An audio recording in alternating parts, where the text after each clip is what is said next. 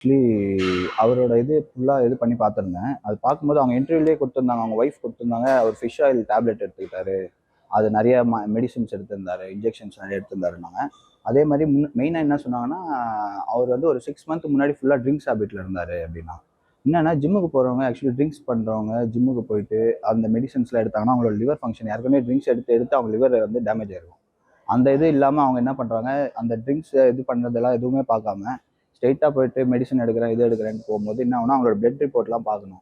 ப்ராப்பரான கோச்சை சூஸ் பண்ணணும் அவங்க. ப்ராப்பரான கோச் இல்லாமல் அவங்க போயிட்டு நார்மலாக இது பண்ணியிருக்காங்க. அவர் அவ்வளோ ட்ரிங்க்ஸ் பண்ணாரு. அவருக்கு லிவர் என்ன ரேஞ்சில் இருக்குது என்ன ஏதுன்னு பார்க்கல. அதே மாதிரி அவருக்கு முன்னாடி வயிறு வலியுமே இருந்தது. அவர் முன்னாடிலாம் நார்மலாக இருந்தது. இந்த ஜிம்முக்கு போனதுலேருந்து ப்ரோட்டீன் அதிகமாக எடுக்க ஆரம்பிச்சதுலேருந்து அவருக்கு இன்னும் அதிகமாகிடுச்சு அப்படின்னாங்க. அவருக்கு மஞ்சக்காமால இருந்தது அது இது நிறைய இது சொல்லிட்டு இருந்தாங்க அவங்க இன்டர்வியூவில்.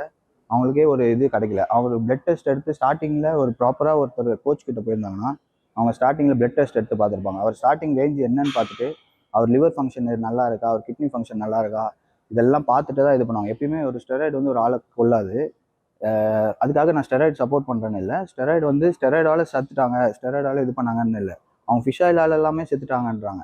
ஆக்சுவலி ஃபிஷ் ஆயில் வந்து நாங்கள் டாக்டர்ஸே சஜஸ்ட் பண்ணுவாங்க.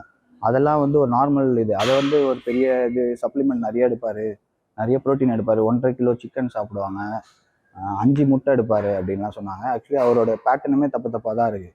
5 முட்டை எடுத்துகிட்டு 1.5 கிலோ சிக்கன்னா வந்து ஒன்றுமே இதுக்கும் அதுக்கும் ஒரு இதுவான இது இல்லை. ப்ராப்பரான டயட் பிளான் இருக்கணும். அவருக்கு என்ன நீடுன்னு பார்த்துட்டு அந்த மாதிரி கொடுத்துருக்கணும். அவர் கார்போஹைட்ரேட்ஸ் எந்த ரேஞ்சில் எடுத்தாங்கன்னு தெரியல. அதிகமாக கார்போஹைட்ரேட்ஸ் எடுத்தாலும் ஆபத்து, அதிகமான ப்ரோட்டீன் எடுத்தாலும் ஆபத்து தான் நம்மளுக்கு. நம்ம பாடி ஹியூமன்றது நார்மலாக ரெண்டுமே பேலன்ஸ்டான டயட் இருக்கணும். இப்போ நீங்கள் கார்பும் இருக்கணும், ப்ரோட்டீனும் இருக்கணும். இதுவே அவங்க கட்டிங் ஃபேஸ் போகிறாங்க அது மாதிரி போயிருந்தா கூட அவங்களோட ப்ரோட்டீன் லெவல் வந்து ஸ்லோவாக தான் இன்க்ரீஸ் பண்ணிட்டு இருப்பாங்க. அவங்க வந்து ஒரு 6 மந்த்தில் நான் இந்த அளவுக்கு ஸ்ட்ரிக்டாக டயட் பிடிச்சேன்னா எது ஒன்றுமே நம்ம பாடி அடாப்ட் பண்ணுறதுக்கு டைம் எடுக்கும். இவங்க வந்து இந்த ஃபீல்டே இல்லை, இது புதுசாக உள்ளே வராங்க.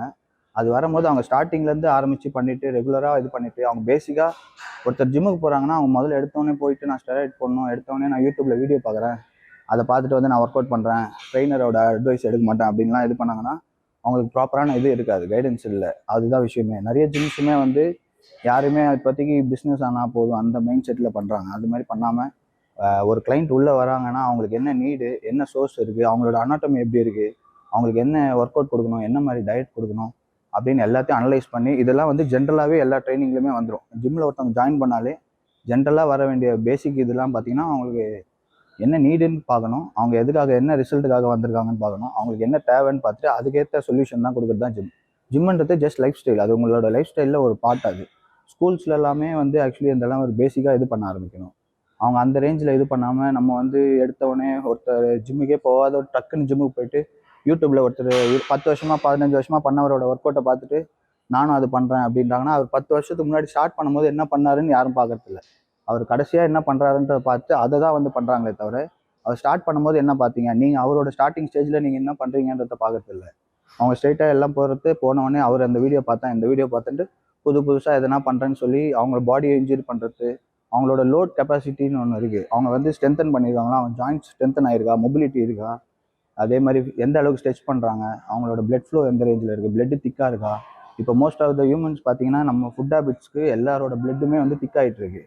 அவங்க எடுக்கிற ஆயில் இது, அப்புறமேட்டு ஃபுட்டை நார்மல் இப்போ எல்லாமே வந்து ஃப்ரோசன் ஃபுட்ஸ் இந்த மாதிரி ஃபுட்ஸ் தான் அதிகமாக போயிட்டுருக்கு. அதெல்லாம் வந்து இன்னும் ஆபத்து. ப்ரோட்டீன் பவுடர் அது இதுன்றாங்க இல்லையா. ப்ரோட்டீன் பவுடர்ன்றது நார்மலாக வந்து உங்களால் ஃபுட்டில் கன்சியூம் பண்ண முடியாத ப்ரோட்டீனை நீங்கள் அந்த ப்ரோட்டீன் பவுடரில் எடுக்க தான் அதுதானே தவிர மற்றபடி ஒரு ப்ரோட்டீன் பவுடர்ன்றது ஒரு ஸ்டெராய்டுன்ற மாதிரி பார்க்க ஆரம்பிச்சிட்டாங்க. ஏன்னா அவங்க ஃபிஷ் ஆயிலே ஒரு ஸ்டெராய்டுன்ற மாதிரி தான் சொல்லியிருந்தாங்க.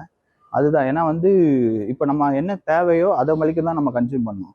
தேவையில்லாத லெவல் இப்போ ப்ரோட்டீனுமே வந்து இப்போ உங்கள் பாடிக்கு இன்டூ 0.5 அந்த ரேஞ்சில் எடுத்திங்கன்னா அது ஆவரேஜாக எல்லாருக்கும் தேவையானது. இப்போ ஒரு பேஷண்ட் டயபெட்டிக்காக இருக்காங்க, ஒரு வயசானவங்களே நான் ப்ரோட்டீன் பவுடர்லாம் கொடுத்துருவோம். அவங்களோட லிமிட் என்னன்ட்டு அவங்களோட பாடிக்கு ஏற்ற மாதிரி அவங்களுக்கு ப்ரோட்டீன் பவுடர் கொடுத்தாங்கன்னா தான் அவங்க டயபெட்டிக் லெவலுமே கம்மியாகும். அவங்க டயபெட்டிக் பேஷண்ட் கிட்ட போய் நான் கார்போஹைட்ரேட் கொடுங்கன்னு சாப்பிடுங்கன்னு சொன்னால் அது அவங்களுக்கு பாய்சனாக தான் மாறும்.